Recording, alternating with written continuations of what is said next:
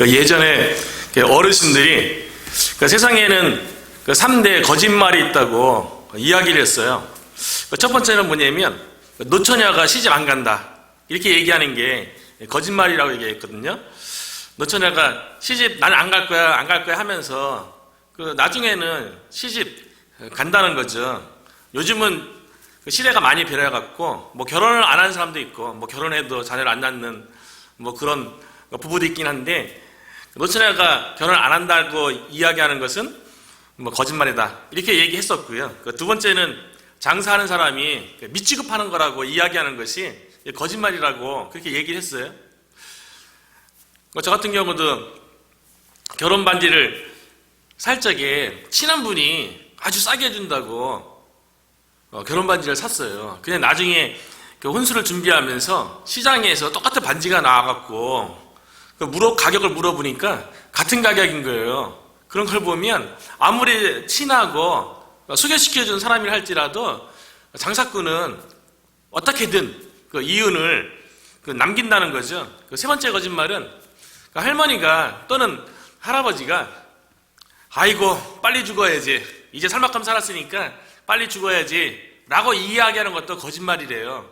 어르신들이 빨리 죽어야지 이렇게 얘기한다고 해서 아며 그러셔야죠 이렇게 얘기한다면 아마 크게 혼날 거예요. 그렇지 않다는 거죠. 어르신들이 아무리 빨리 내가 죽어야지 그렇게 말은 한다 할지라도 속마음은 더 오래 살고 싶고 더 건강하게 가족들과 함께 살고 싶은 그런 마음이 있다는 거죠. 사람은 누구나 오래 살고 싶어하는, 영원히 살고 싶어하는 마음이 있습니다. 왜냐하면 하나님께서 사람들의 마음속에 그런 마음을 심겨주셨어요. 그래서 전도서 3장 11절에 보면 하나님이 모든 것을 지으시되 때를 따라 아름답게 하셨고 또 사람에게 영원을 사모하는 마음을 주셨느니라. 인간의 마음속에 기본적으로요 하나님께서 영원에 대해서 오래 살고 싶어하는 그런 마음을 하나님께서 만들어 놨다는 거예요. 그래서 예수님을 믿던 예수님을 안 믿던 건강하게 이 땅에서 오래 살고 싶어하는 기본적인 소망이 있다는 거죠. 그래서 중국의 진시 황제 같은 경우는 늙지 않는 오래 살고 싶어해서 전 세계를 돌아다니면서 불로초를 구하려고 그렇게 노력했던 것 아니겠어요? 인간의 마음속에는 영원에 대해서 사모하고 건강하게 오래 살고 싶어하는 마음이 있다는 거죠. 그런데 불행하게도 인간의 절망은 반드시 죽는다는 거죠. 어떤 누구도 예외 없이 이것은 진리입니다. 아무리 건강하게 오래 산다 할지라도 때가 되면 죽음을 맞이하게 되는 것이죠. 그래서 성경에 히브리서 9장 27절에도 보면 한 번 죽는 것은 사람에게 정한 것이요 불변의 진리죠. 누구나 때게 되면 죽음을 맞이하는 것은 정해져 있습니다. 시편에 보면 모세 같은 경우에는 시편 90편 10절에 보니까 우리의 연수가 70이요 강건하면 80이라도 일반적으로 70까지 살지만 또 건강하면 80. 요즘은 의료기술이 발달해서 100세의 시대라고 이야기를 하죠. 그런데 할지라도 예전보다 더 오래 사는 그런 시대가 되었다 할지라도 결국에는 죽는 거는 똑같습니다. 한 번밖에 없는 인생이죠.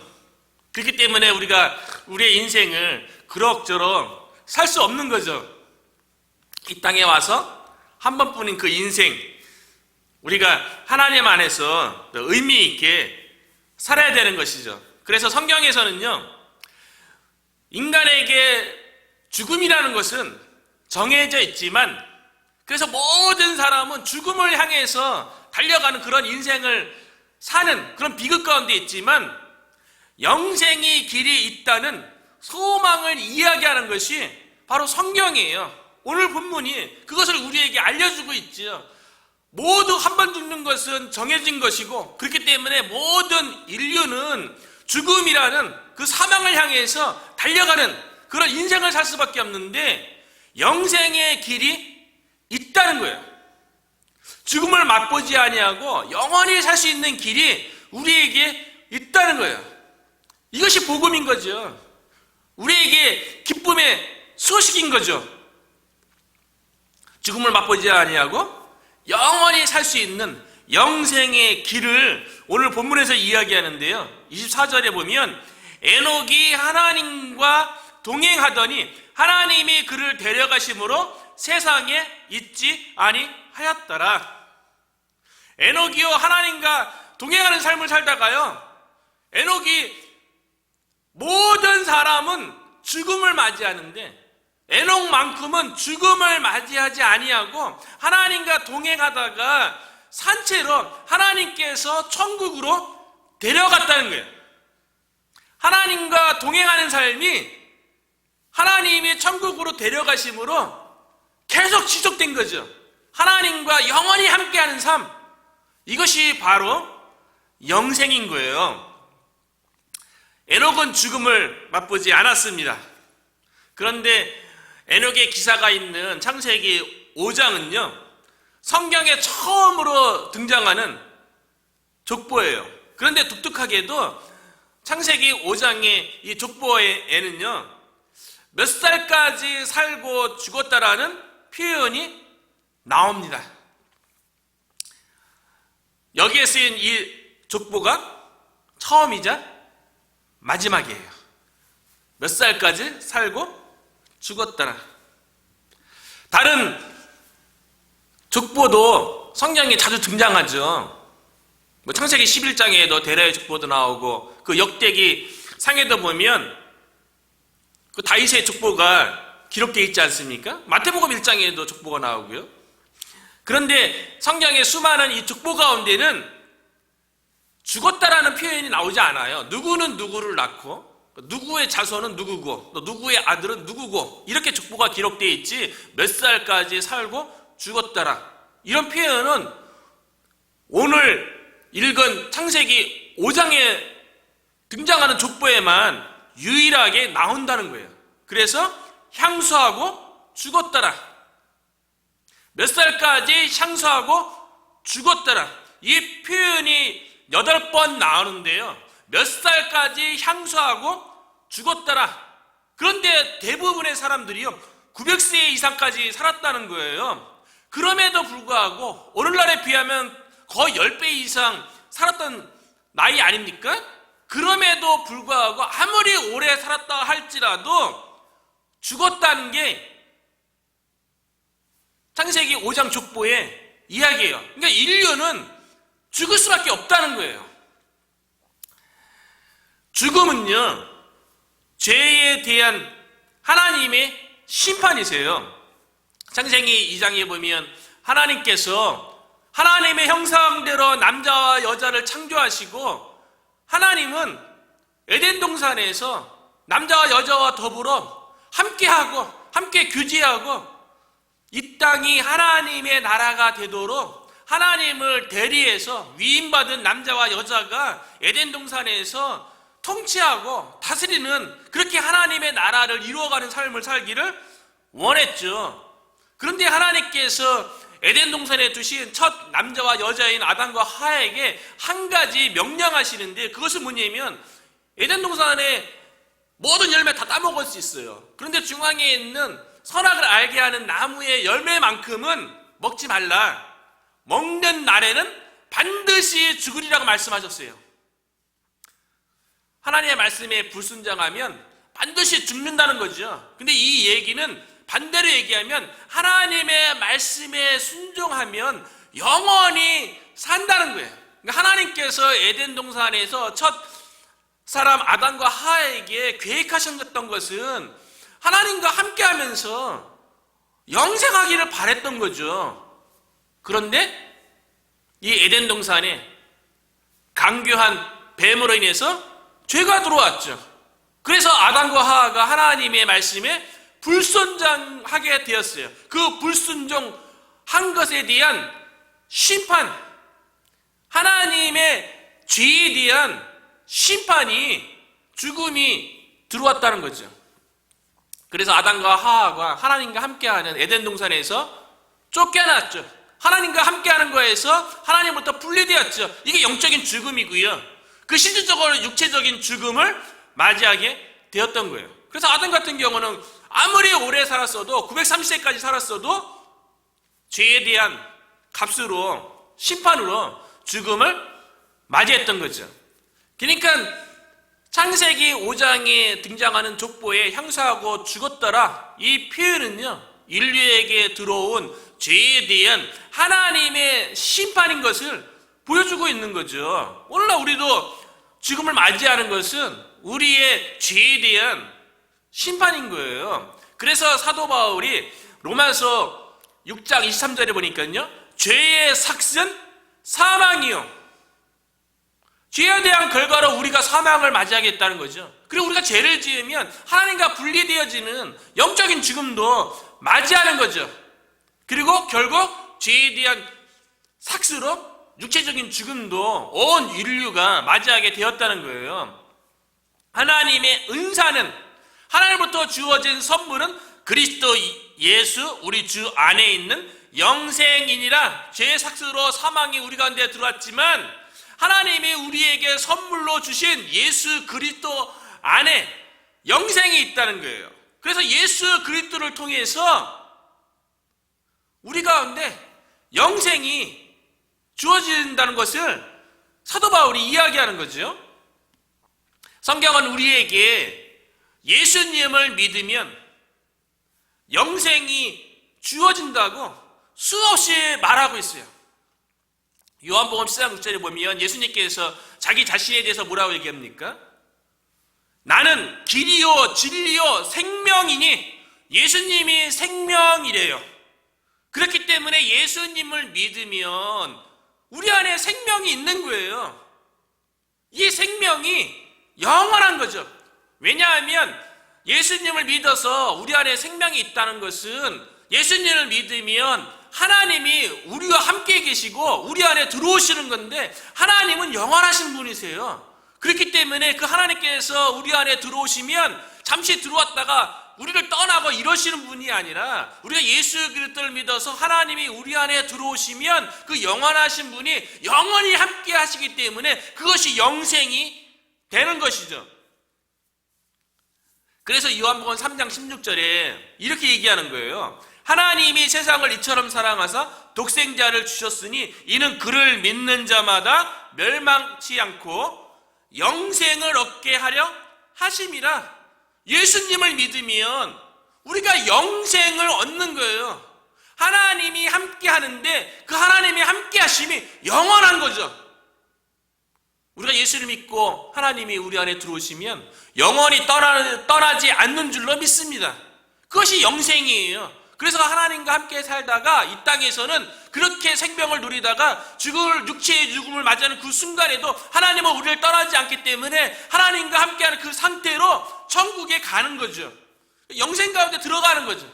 영생을 누리다가 영생 가운데 천국으로 들어가는 삶을 예수님 믿는 자들에게는 그런 삶이 주어진 거예요.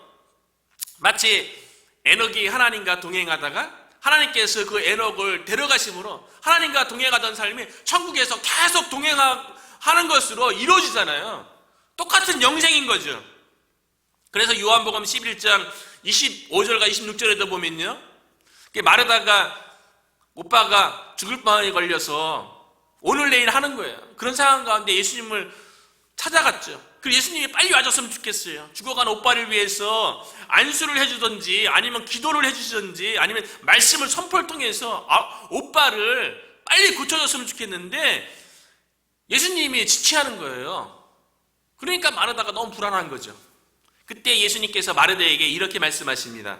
요한복음 11장 25절 26절인데요. 나는 부활이요 생명이니 나를 믿는 자는 죽어도 살겠고 무릇 살아서 나를 믿는 자는 영원히 죽지 아니하리니 이것을 내가 믿느냐? 예수님께서 마르다에게 얘기하잖아요. 그동안 나를 믿고 나를 따르고 너의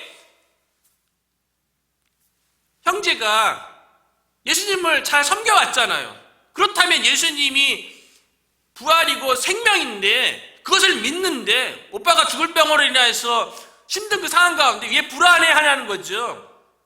예수님이 우리의 부활이고 생명인 줄로 믿습니다. 우리 안에 이미 영생이 주어져 있어요. 불안해하거나 염려할 필요 없다는 거죠. 그래서 요한복음 7장 3절에도 보면 영생에 대해서 이렇게 정의를 했어요. 영생은 곧 유일하신 참 하나님과 그가 보내신 자 예수 그리스도를 아는 것이니라. 영생은요,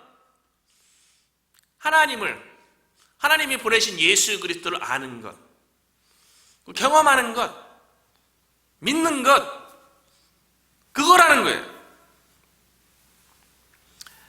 그렇다면 에녹은 구약시대에 어떻게 죽음을 맛보지 않고 영생을 얻을 수 있었을까요? 오늘 본문에서 어떻게 에녹이 영생을 얻게 되었는지 좀 구체적으로 살펴보려고 하는데요. 24절에 보니까요, 에녹이 하나님과 동행하더니 하나님이 그를 데려가심으로 세상에 있지 아니하였더라. 여기서 에녹이 하나님과 동행하더니, 이것이 이제 에녹이 영생을 얻게 된 비결이었던 거죠. 하나님과 동행하더니, 여기서 동행하다, 히브리어는 할라크인데요, 기본적인 뜻은 함께 걷다, 이런 뜻이에요. 그런데 이것이 좀 더 의미를 가져서 이렇게 해석이 되어져요. 뜻을 쫓다, 삶을 살다입니다. 그러니까 하나님과 동행한다는 것은요, 하나님의 뜻을 쫓고 하나님께서 기뻐하시는 삶을 산다는 거예요. 따라서 에녹은요, 하나님의 뜻을 쫓아서 하나님께서 기뻐하시는 삶을 살았다는 거예요. 이것이 하나님과 동행하는 거였어요. 하나님의 뜻, 그것이 에녹의 뜻이 되었던 거죠. 하나님과 동행하더니, 하나님의 뜻이 하나님과 동행했던 에녹의 뜻이 되었는데요. 하나님께서 가장 기뻐하는, 가장 원하는 에녹을 향한, 또 인류를 향한 하나님의 뜻이 무엇일까요? 우리를 향한 하나님께서 가장 원하는 뜻은 무엇일까요? 그거는요, 함께하는 삶을 살기를 원하는 거예요. 저와 여러분을 향해서도 마찬가지예요. 하나님께서 저와 여러분에게 원하는 뜻은요, 가장 원하는 뜻은요, 저와 여러분이 하나님을 위해서 무언가를 하고 저와 여러분이 하나님을 위해서 어떠한 업적을 세우고 이런 것이 아니라요, 하나님께서 가장 원하는 뜻은, 하나님은 저와 여러분과 동행하는 것, 함께 한 것을 가장 원한다는 거예요. 왜냐하면 하나님께서 처음 남자와 여자를 만들 때부터요, 하나님의 형상대로, 하나님의 모양대로 만드셨어요. 그 이야기는 무엇이냐면, 하나님께서 인간을 창조하신 목적 자체가 인간과 더불어 함께하고 교제하기를 원했다는 거예요. 오늘날에도 마찬가지예요. 하나님께서 우리를 향해서 가장 기뻐하고 가장 원하는 뜻은요, 함께하는 삶을 살기를 원하는 거예요. 그래서 그 가운데서 하나님께서 기뻐하시는 뜻, 그 계획대로 순종하면서 살기를 원하는 거죠. 그렇기 때문에 하나님께서 우리와 함께하는 삶을 통해서 그 안에서 하나님께서 주시는 기쁨과 즐거움, 그 행복을 누리기를 원하기 때문에요. 또 하나 하나님께서 바라시는 뜻은, 그 하나님께서 함께 하시기를 바라는 그 하나님의 뜻을 이 세상에 알지 못하는 사람들에게 하나님께서 당신과 함께 하기를 원하신다라고 알리기를 원하는 거예요. 오늘날로 말하면 전도인 거죠. 복음을 통해서 예수 그리스도를 증거해서 세상의 불신자들이, 예수 그리스도를 믿지 않고 살아가는 자들이 예수님을 믿고 돌아와서 하나님과 함께하는 삶을 살기를 하나님은 원하시는 거예요. 하나님의 뜻은요, 결국은요, 저와 여러분과 함께하기를 원하시고요, 저와 여러분을 통해서요, 하나님과 함께하지 않는 세상의 불신자들이 예수 믿고 하나님께로 돌아와서 하나님과 함께하는 삶을, 그래서 영생의 길에 들어가기를 하나님께서는 간절히 원하신다는 거죠.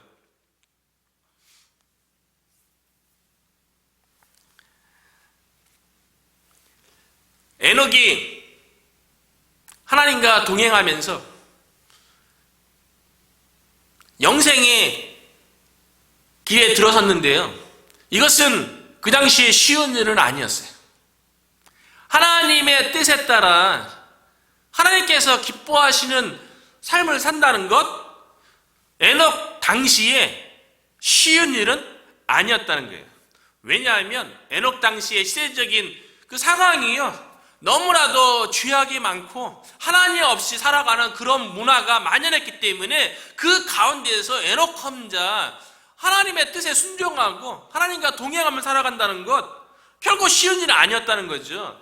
그래서 에녹 당시에 그 시대적인 그 상황이 어땠는지 창세기 6장 5, 6절에 보면요, 여호와께서 사람의 죄악이 세상에 가득함과 그의 마음으로 생각하는 모든 계획이 항상 악할 뿐임을 보시고 땅 위에 사람 지으셨음을 한탄하사 마음에 근신하시고, 에녹이 살아가는 그 당시에 주변 사람들의 모습은요, 죄악에 가득했어요.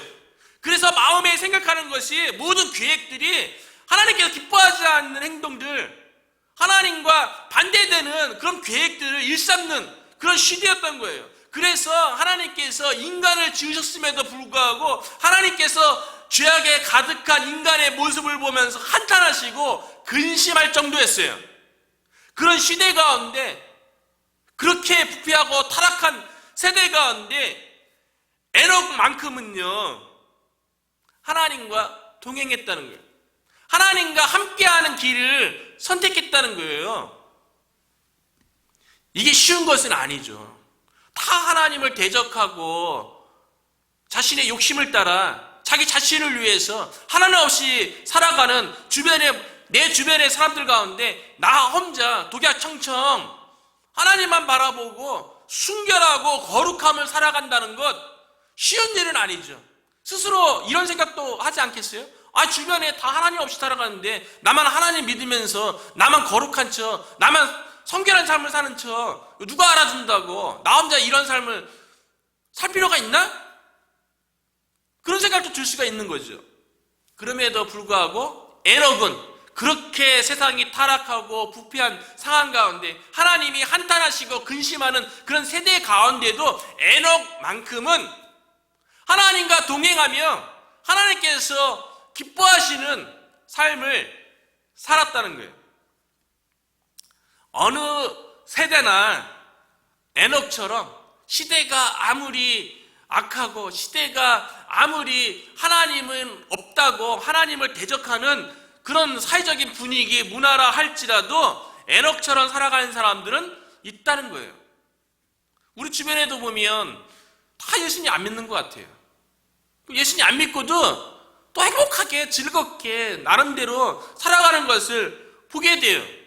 그 예수님 믿고 예수님을 섬기려고 그렇게 애쓰는 나의 모습이 어찌 보면 세상의 주변에 하나님 없이 살아가는 그런 문화 속에서 초라해 보일 때도 있죠. 나만 하나님 믿고 나만 하나님에 대해서 열심일 필요가 있는가, 그렇게 생각이 들 수도 있죠.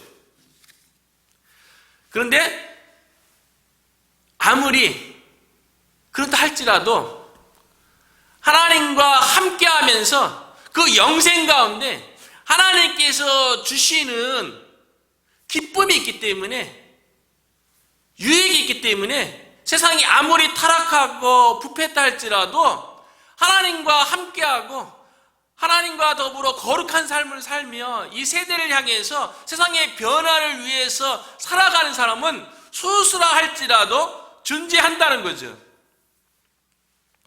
에녹은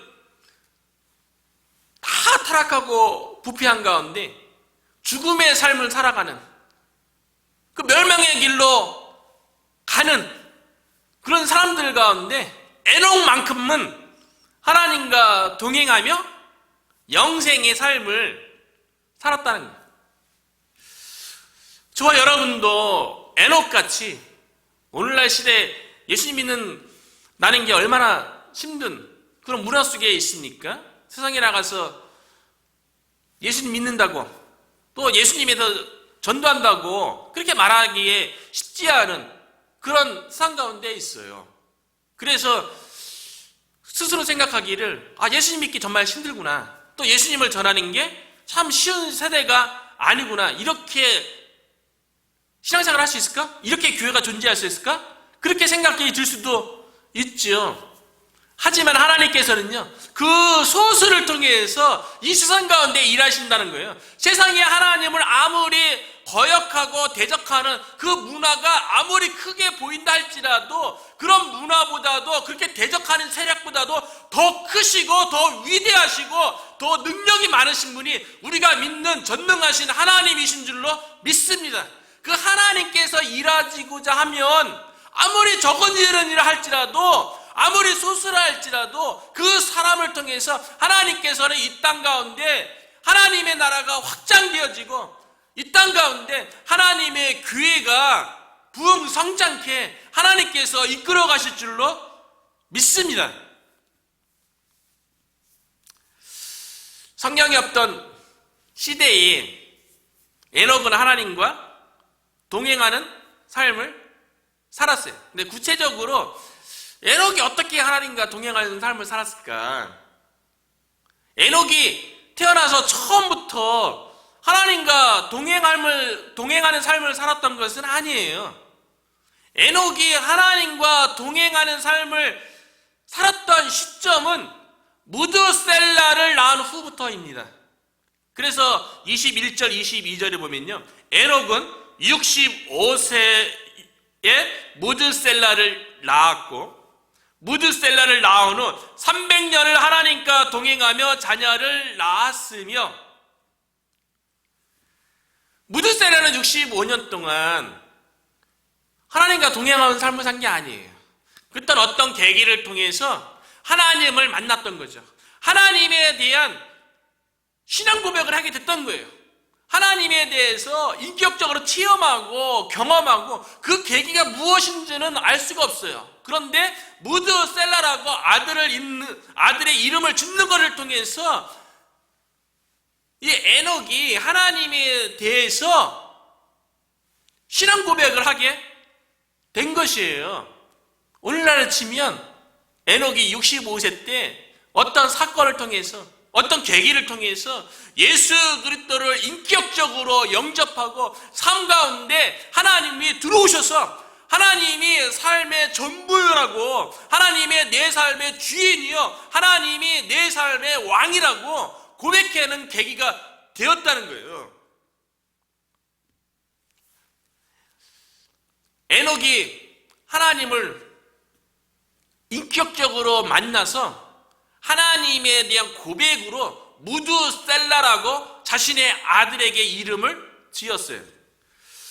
예나 지금이나 마찬가지인데요, 부모가 그 자식에게 이름을 지을 때에는 그 부모의 소망, 특별히 믿는 그리스도인 경우 같은 경우는 자녀들의 이름을 지을 적에 되게 신앙의 고백을 가지고 이름을 많이 짓죠. 성경은, 유대인들은 더 심하죠. 성경에 등장하는 모든 이름들은 나름대로의 다 신앙 고백이 대부분이에요. 그렇기 때문에 성경에 등장하는 이름만 이해해도 성경을 거의 다 이해했다고 볼 수 있는 거예요. 우리가 잘 알고 있는 예수 그리스도, 예수라는 이름의 뜻은 자기 백성을 저희 죄에서 구원할 자, 이런 뜻이잖아요. 그 그리스도, 기름 부음 받은 자, 또 왕, 구세주, 이런 의미를 가지고 있잖아요. 그러니까 그 이름만 잘 알아도, 이해해도 신앙생활은 되게 유익이 있는 거죠. 우리들도 자녀들 이름 지을 적에 다 신앙 고백으로 자녀들 이름 짓는 거 아니겠어요? 저도 자녀들 이름 지을 적에 자녀들이 이렇게 신앙생활 했으면 좋겠다, 나의 신앙 고백이기도 하고 자녀가 그렇게 신앙생활 하기를 바라는 마음으로, 아들 같은 경우는 찬준, 하나님을 찬양하고 하나님의 말씀에 준행하는 삶을 살라, 그렇게 짓고요. 시은, 언약궤 중앙에 양쪽에 언약궤 덮개에 두 천사가 날개를 펴서 그 덮개를 감싸는데 그 중앙이 시은 좌예요. 하나님이 인지하는 것, 하나님의 은혜가 베풀어지는 것, 거기에서 따와서 시은, 하나님의 은혜와 자비를 누리고 또 그 하나님의 자비와 은혜를 다른 사람들에게 나눠주는 삶을 살라, 그렇게 이름을 지었고요. 막내 같은 경우 시아는 히브리어로 헬프예요. 하나님을 돕고 이웃을 돕는 삶을 살라, 그렇게 지었거든요. 에녹이 하나님을 만남으로 하나님에 대한 신앙 고백으로 무드셀라라고 아들의 이름을 지으면서 그때부터 하나님과 동행하는 삶을 살았습니다. 그렇다면 에녹이 왜 아들의 이름을 무드셀라라고 지었을까요? 이것이 에녹의 신앙 고백이에요. 무드셀라의 뜻은 첫 번째는요, 창을 던지는 사람이라는 뜻이에요. 창을 던지는 사람. 에녹이 어떤 계기를 통해서 하나님을 만났어요. 그리고 아들의 이름을 무드셀라로 지으면서 하나님이 나를 지키시기 위해서 창을 던지는 자입니다. 나의 대적에 대해서 나를 지키시는 자이십니다. 나를 보호하는 자이십니다. 라는 그런 고백으로 아들의 이름을 무드셀라라고 지었다는 거죠. 그 에녹이 살던 그 시대에는요, 인류의 죄가 들어와서 온 인류의 죄가 관영했고 생각하는 것들이 다 악하고 하나님이 한탄하고 근심하는 그런 시대라고 얘기했잖아요. 그러다 보니까 인간의 마음속에 그 가인이 아벨에 대해서 가했던 것처럼 시기와 질투가 가득하고 남이 가진 것을 빼앗고 전쟁이 끊이지 않는 그런 시대 가운데 있었던 거예요. 그래서 가인이 동생 아벨을 죽인 다음에 떠나죠. 에덴의 동쪽으로 떠났어요. 그리고 가인이 처음으로 한 행동이 무엇이냐면 성을 쌓는 일을 한 거예요. 인류의 죄가 들어왔고요. 그 가인의 마음속에 죄가 있죠. 그 죄로 인해서 동생 아벨도 시기 질투 때문에 죽인 거 아니에요? 그리고 시간이 흘러서 인류가 많이 성장했겠죠. 그런 가운데 가인이 에덴의 동쪽 놋 땅에 거하면서 처음으로 한 일이 17절에 보니까요, 가인이 아내야 동체야 맘에 그가 임신하여 에녹을 낳은지라 가인이 성을 쌓고, 가인이 에덴 동쪽 그 놋 땅에 거하면서요, 처음으로 한 일이요, 성을 쌓는 일을 했다는 거예요. 가인이 왜 성을 쌓았을까요? 자신의 힘으로 성을 쌓아서 자기를 보호하고 자기를 지키고 자신의 가족을 지키기를 원했다는 거예요. 죄악이 관영한 그런 사람들 속에서 그들이 공격할 것을 알았던 거죠. 그래서 가인은 자기 스스로의 힘으로 성을 쌓아서 자신을 지키려고 했던 거예요. 자신의 힘으로 자기를 지키려고 했던 거죠. 성을 쌓아서요. 그래서 가인 이후의 사람들을 보면요, 등장하는 세상에 죄악이 있었던 사람들이 했던 일이 무엇이냐면 창세기 4장 20절 이후에 보면 야발이라는 사람은 가축을 치는 자의 조상이 되고요, 유발은 수금과 퉁소 잡는 자의 조상이 되고요, 그리고 두발가인은 구리와 쇠로 여러 가지 기구를 만드는 자가 되었어요. 그러니까 인류가 타락한 이후에요, 하나님을 거부하는 사람들이 했던 일은 뭐냐면 각자 자기의 성을 쌓는 거예요. 그래서 스스로의 행복을 위해서 음악을 발전시키고 예술을 발전시키고 기술을 발전시키고 쾌락을 발전시켜서 그런 성을 쌓아서 그 안에서 자기를 보호하고 자기를 지키고 자신만의 행복을 누리려고 했다는 거죠. 세상 사람들은요, 하나님을 거부하는 사람들은요, 자신의 성을 스스로 쌓아서 그 안에서 자기 자신을 지키고 자기 자신의 행복을 찾을 수 있을 거라고 생각한다는 거예요. 그리고 모든 대적으로부터 내가 내 힘으로 구원을 할 수 있다고 그렇게 믿는다는 거죠. 세상 문화가 그렇습니다. 세상 사람들은요, 각자 자기의 성을 쌓죠. 성공의 성을 쌓고요, 재물의 성을 쌓고요, 인간관계의 성을 쌓고요, 자기의 즐거움과 오락의 성을 쌓아서 그 성 안에서 자기를 지키고 자신의 행복을 누리려고 노력하는 그런 시대에 우리가 살고 있는 거 아니겠어요? 반면에 에녹은요, 자기 스스로의 힘으로 자기를 지키려고 했던 것이 아니라요, 하나님이 창을 던지는 자로서 나의 대적과 내가 속해 있는 내 가족, 내 성 안에 있는 내 이웃들, 하나님께서 창을 던지는 자로서 하나님께서 지켜주신다고 고백했다는 거예요. 이것이 하나님과 동행하는 거였어요. 누가 우리의 생명을 지켜줍니까? 누가 우리의 재산을 지켜줘요? 누가 우리의 건강을 지켜줍니까? 누가 우리의 가족을 지켜주고 누가 우리의 일터를 지켜주십니까? 내 힘으로 성을 쌓아서 내가 지키는 것이 아니라 하나님께서 창을 던지는 자로서 하나님만이 우리를 지켜주신 줄로 믿습니다. 그래서 시편 121편에 보면요, 시편 저자가 이렇게 고백해요. 내가 산을 향하여 눈을 들리라. 나의 도움이 어디서 올꼬? 나의 도움은 천지를 지으신 여호와에게서로다.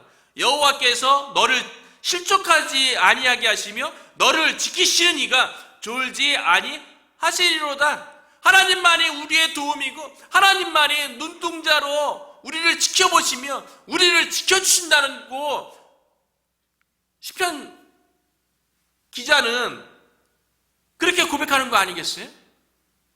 내 노력으로 내 힘으로 성을 쌓아서 얼마나 지킬 수 있겠어요? 우리의 생명, 우리의 건강, 우리의 물질,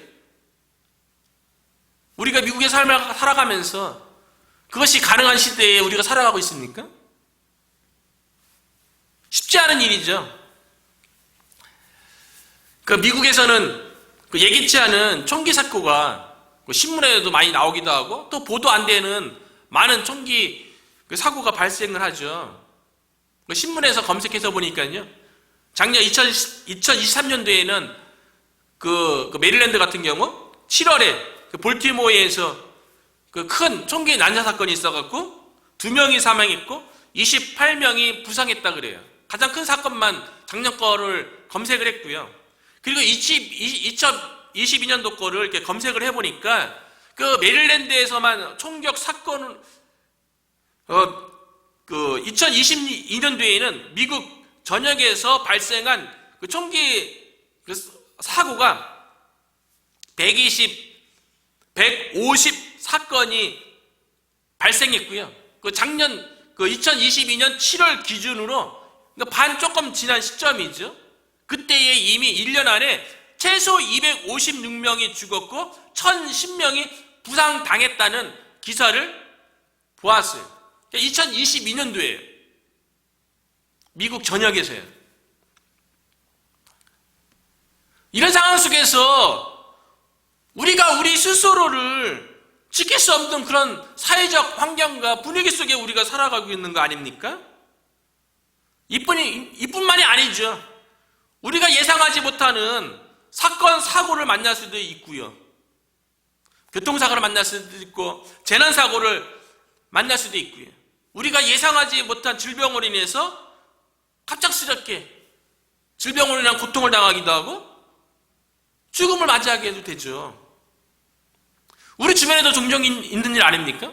제가 플로리다에서 사역할 적에, 플로리다는 골프장 시설이 잘 발달되어 있어요. 그 세계적인 골프 선수들이 그래서 플로리다에 와서 연습을 하고 시합도 많이 하기도 하죠. 그렇기 때문에 많은 분들이 건강을 위해서 골프를 치세요. 그런데 제가 만났던 분 중에 두 분이 그 자신들의 건강을 지키기 위해서 골프 치러 갔다가 뇌졸중에 걸려서 두 분 다 쓰러져서 병원의 중환자실에 입원하게 되었어요. 한 분은 제가 전화상으로 상담해주고 기도해주고 그랬고, 한 분은 병원 생활이 너무 오래돼갖고 결국에는 목에 구멍을 뚫고 호수를 집어넣어서 숨 쉬고 그냥 생명만 달려있는 거죠. 그리고 집으로 태어나셨어요. 침상체, 의료기기 다 단 상태로 태어나셔갖고 제가 이제 일주일에 한 번씩 가서 기도해주고 말을 못하고 본인 스스로 골프를 쳐서 건강을 유지하려고 했는데 뇌졸중으로 예상치 못한 사고로 움직이지 못하는 그런 상황이 되었던 거죠. 우리가 스스로 운동을 해서 건강을 지킨다고 했지만 지키지 않을 때가 있는 거죠. 또 우리 자녀들이 학교 다니는 것도 마찬가지죠. 우리 자녀들이 학교 다니면서 학교 폭력이라든가 왕따, 분리라고 얘기하죠. 이런 거에 노출되기도 쉽고요. 또 인종차별이라든가 요즘은 많이 없어졌다고 하지만 여전히 그런 문제들이 있죠. 그리고 미국에는 마리아나가 합법화돼 갖고 이런 위험에 노출되어 있기도 합니다. 그리고 동성애에 대해서 되게 우호적인 문화 가운데 있죠. 동성애를 인정하는 것에 대해서 되게 나이스한 것처럼 그렇게 미국 문화가 주장을 하잖아요. 그리고 성애에 대해서도 되게 개방적이고 그런 문화 속에서 우리 자녀들이 부모의 품을 떠나서 학교에 갔을 때, 중고등학교 다닐 때 그 학교에서 무슨 일이 일어날지 우리가 어떻게 합니까? 그리고 우리 자녀들이 대학생이 되면 대부분 부모님을 떠나서 아웃 오브 스테이트 하려고 원하죠. 멀리 가고 싶어 하죠. 그 부모로부터 멀리 떨어진 우리 자녀들 어떻게 지킬 수 있습니까? 이 험악한 세상 속에서 우리 자녀들을 누가 지켜줍니까? 내 생명, 내 재산, 내 미래도 내 스스로 지키지 못하는데 어떻게 하물며 자녀들을 이 세상의 험악한 문화 속에서 지켜줄 수 있겠어요?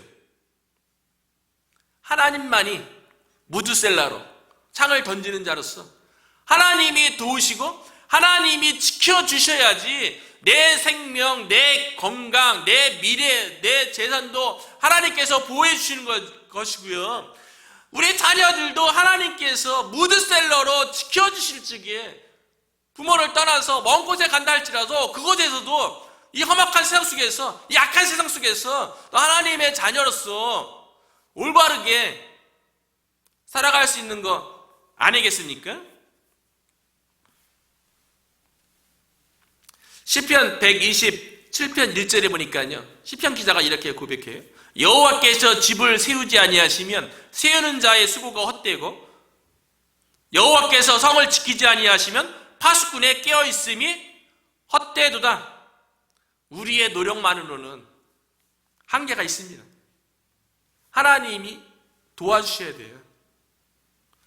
내 집, 내가 속해 있는 성, 커뮤니티, 우리의 노력만으로는 안 되고요. 하나님이 무드셀라로 우리를 지켜주셔야 되는 거예요. 그래서 저와 여러분도 가인처럼 성을 쌓는 게 아니라요, 에녹처럼 하나님이 나의 무드셀라가 되십니다 라고 고백하심으로 하나님께서 저와 여러분을 지키시는 그런 복된 신앙생활이 되기를 주님의 이름으로 축원합니다. 그 무드셀라의 두 번째 의미는요, 그가 죽으면 심판이 온다, 이런 의미를 가지고 있어요. 무드셀라는요, 죽다, 죽이다의 히브리어 메트라는 단어하고요, 보내다 라는 뜻인 샬라흐라는 두 단어가 합성화된 거예요. 그가 죽으면 심판을 보낸다. 그가 죽으면 심판이 온다. 이게 무드셀라의 의미입니다. 실제로 성경에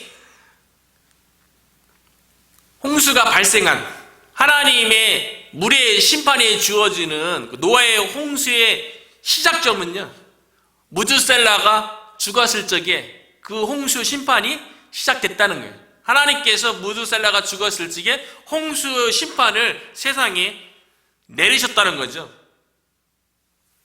에녹이 무드셀라를 낳고요. 하나님의 심판이 있구나.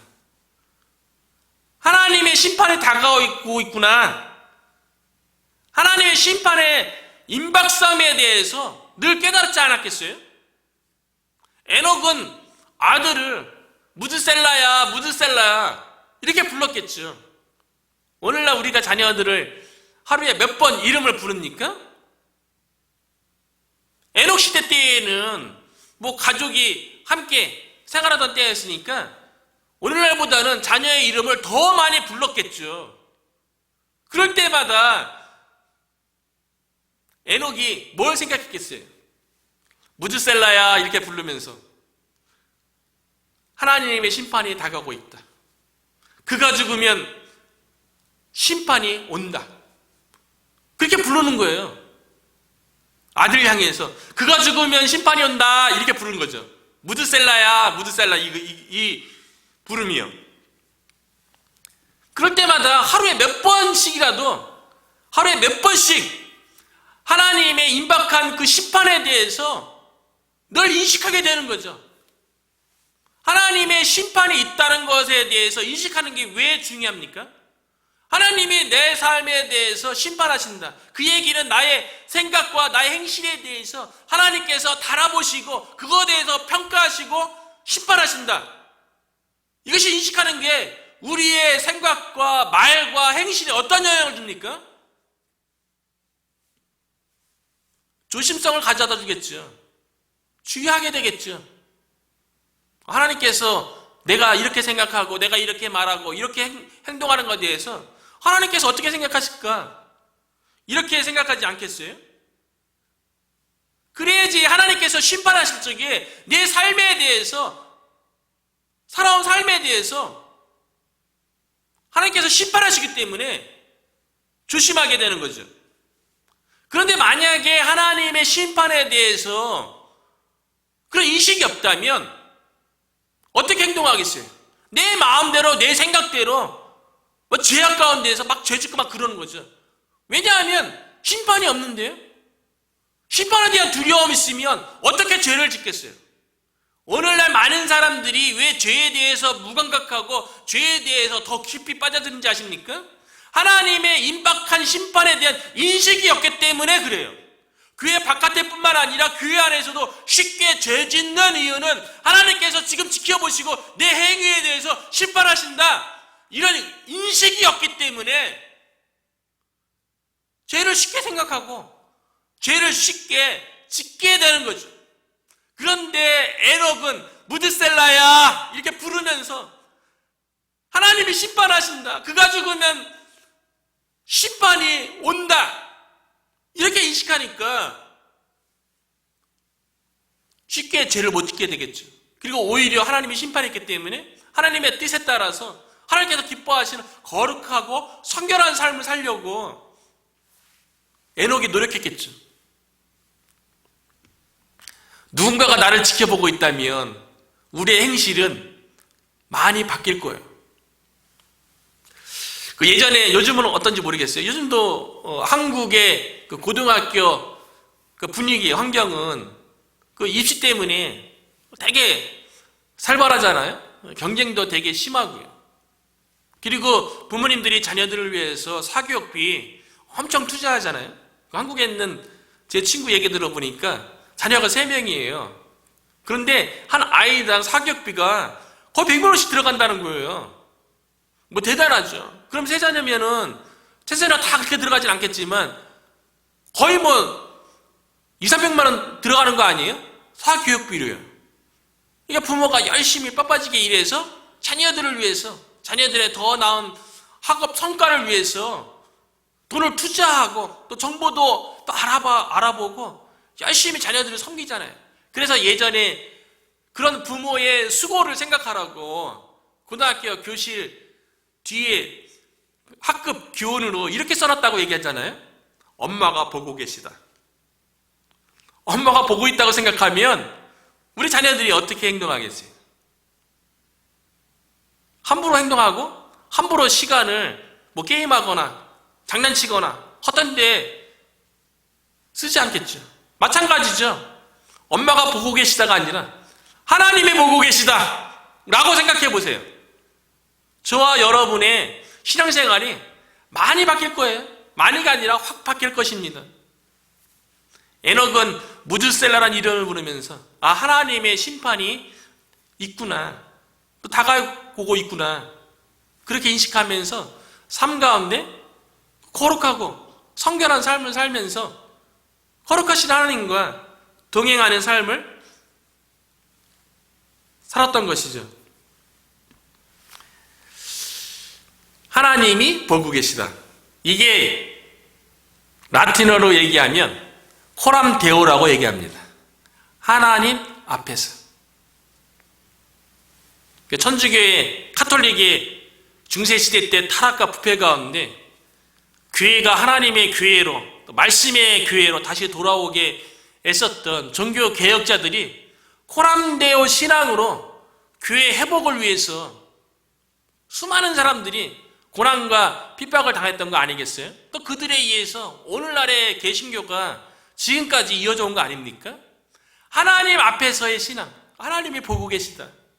이 일에 대해서 하나님께서 기뻐하신다. 복음으로 돌아오고 말씀으로 돌아오고 오직 하나님의 은혜, 오직 하나님께만 영광, 오직 그리스도에 대한 믿음, 하나님 앞에서 코람데오, 하나님이 보고 계시다. 이 신앙으로 개신교라는 교회를 교회되게 하는, 다시 말씀의 교회로 회복하는데 종교개혁자들이 그렇게 쓰임받은 것 아니겠어요? 그렇게 하나님과 동행하면서 종교개혁자들이 쓰임받던 거죠. 하나님 앞에서 하나님이 보고 계시다. 그러면 죄에 대해서도 멀리할 뿐만 아니라 하나님께서 기뻐하시는 일, 하나님께서 원하시는 일 더 적극적으로 하겠죠. 왜냐하면 하나님이 보고 계시고 하나님이 알아주시기 때문에요. 우리가 하나님이 기뻐하시는 일, 딱 교회 일 하다가 실망하는 이유는 무엇입니까? 누군가가 나를 알아주지 않는다는 그런 섭섭한 마음 때문에 힘들어하는 거 아니겠어요? 그런데 하나님이 보고 계시다, 코람데오 신앙이 있다면 내가 하나님을 위해서 수고하고 애쓰고 이런 일들이 내 주변에 있는 사람들은 몰라주고 인정해주지 않아도 하나님이 보고 계시고 하나님이 인정해 주시면 그 안에서 만족이 있고 그 안에서 기쁨이 있고 내가 하나님을 위해서 애쓴 것에 대해서 하나님께서 반드시 상급을 베풀어 주시겠죠. 에녹은 하나님의 심판에 대해서, 하나님이 내 행실에 대해서 보고 계시다.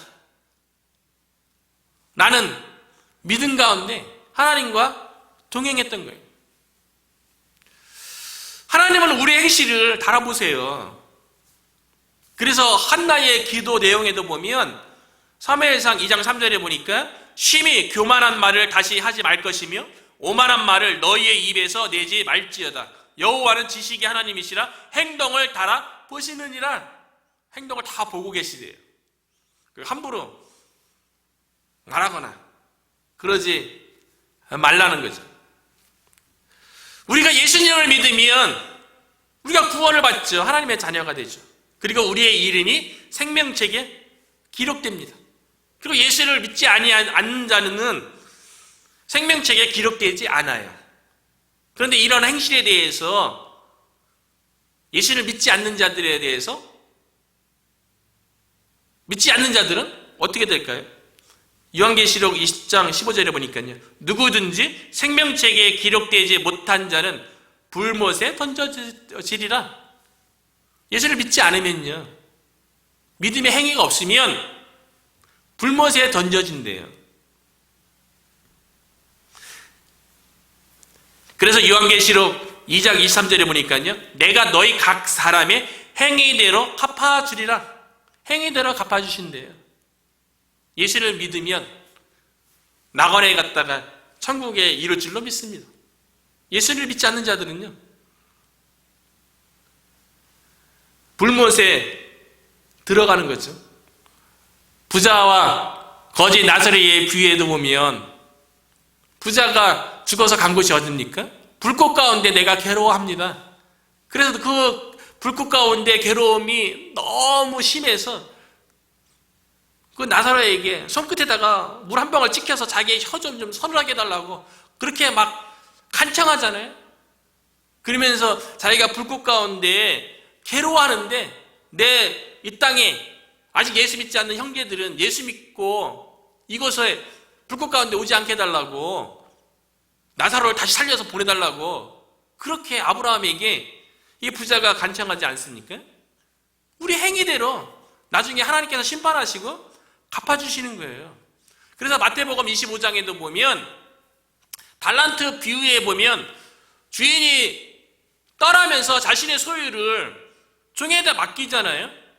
그리고 어떤 종에게는 5달란트, 어떤 종에게는 2달란트, 어떤 종에게는 1달란트를 맡기죠. 이 비유는 마치 우리의 인생 가운데 하나님께서 달란트와 주신 것과 마찬가지라는 거죠. 누가 5달란트 받았는지, 누가 2달란트 받았는지, 누가 1달란트 받았는지 이거는 하나님만이 아시는 거예요. 하나님의 주권에서 하나님에 의해서 주어지는 거니까요. 그러니까 5달란트니 2달란트니 1달란트니 중요한 게 아니에요. 받은 만큼 남기는 게 중요한 거죠. 5달란트 받은 자는 그것으로 장사해서 5달란트를 남겼어요. 나중에 주인이 돌아왔을 때 착하고 충성된 종아 잘하였도다 칭찬받죠. 내가 주인의 즐거움에 참여할지어다. 그 2달란트도 마찬가지예요. 착하고 충성된 종아 잘하였도다. 내가 주인의 즐거움에 참여할지어다. 나중에 결산 받을 때만 주인의 즐거움에 참여했을까요? 아닙니다. 5달란트 받은 자, 2달란트 받은 자가요, 그 달란트를 주신 주인의 뜻을 알았기 때문에 주인의 뜻 가운데 그걸 남기는 삶을 살았기 때문에 그 자체가 주인의 즐거움에 참여한 거예요. 우리가 영생을 누리는 거는요, 하나님과 함께하는 삶은요, 이 땅에서 하나님과 함께하면서 그 안에 주어지는 기쁨과 즐거움과 평안을 누리다가 죽음 이후에도 하나님과 함께하는 삶이 천국에서 계속 되는 거죠. 나중에 죽어서만 우리가 상급받는 게 아니라요, 이미 이 땅에서 하나님의 뜻대로 하나님과 동행하는 삶 자체가 이미 주인의 즐거워하는 삶에 참여하는 것인 줄로 믿습니다. 반면에 1달란트 받은 자는요, 묻어주죠. 감춰주죠. 그리고 1달란트를 남기지 못했어요. 자기 마음대로 산 거죠. 주인의 뜻대로 산 것이 아니라 1달란트 받은 자는 자기 뜻대로 인생을 산 거죠. 나중에 주인이 인생을 결산할 적에 1달란트 받은 자에게 뭐라고 얘기합니까? 그것이 악하고 게으른 거래요. 자기 마음대로 사는 게 악하고 게으른 거래요. 그러면서 하나님께서 그 주인이 뭐라고 얘기합니까?